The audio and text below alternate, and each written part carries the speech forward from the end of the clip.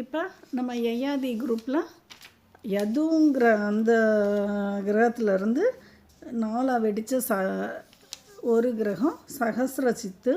இந்த சகஸ்ரசித்து குரூப்பை தான் நம்ம பார்த்துக்கிட்டு இருக்கோம். இதில் நமக்கு ஹயன் அப்படிங்கிற கிரகங்கள் வருது. இதுக்கப்புறம் பிறந்த கிரகங்கள் கிருத அப்படிங்கிற கிரகங்கள் வருது.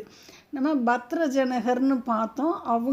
அவர்கிட்ட இருந்து 2 கிரகங்கள் வெடிக்குது, துர்மதன், தனகன். இந்த தனகனுக்கு 4 கிரகங்கள். இவங்க தான் கிருத வீரியன், கிருத அக்னி, கிருத கர்மா, கிருதோசா.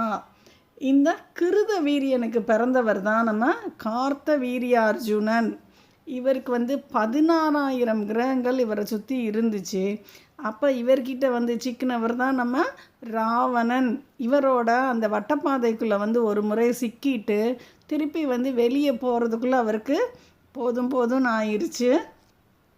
தப்பிச்சு அதுக்கப்புறம் ராவணன் வெளியே அவரோட லங்கைக்கு போவார். அந்த கார்த்த வீரியார்ஜுனனோட அந்த நம்ம ஜமதக்னி முனிவர், ரேணுகாதேவி இருந்தாங்க.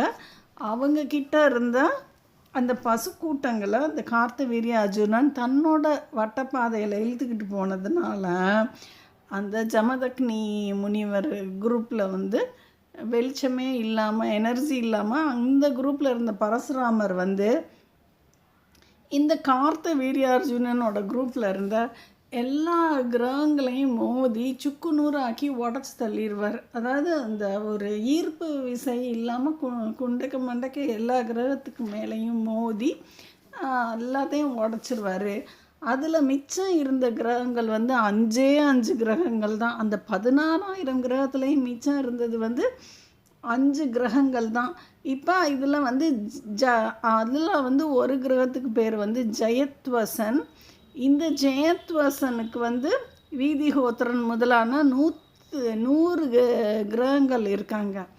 அந்த கிரகங்களை நம்ம சகரர்னு ஒரு குரூப்பு, அந்த குரூப் 60,000 கிரகங்கள் வச்சுருந்த குரூப்பு. அது மோதி இந்த 100 கிரகங்களையும் உடச்சி சுக்கு நூறாக்கி ஒன்றும் இல்லாமல் போயிடும். அந்த சகரர் குரூப்லேருந்து வந்தவர் தான் நம்ம பகீரதன் எல்லாருமே. இப்போ இந்த குரூப்பை பார்ப்போம்.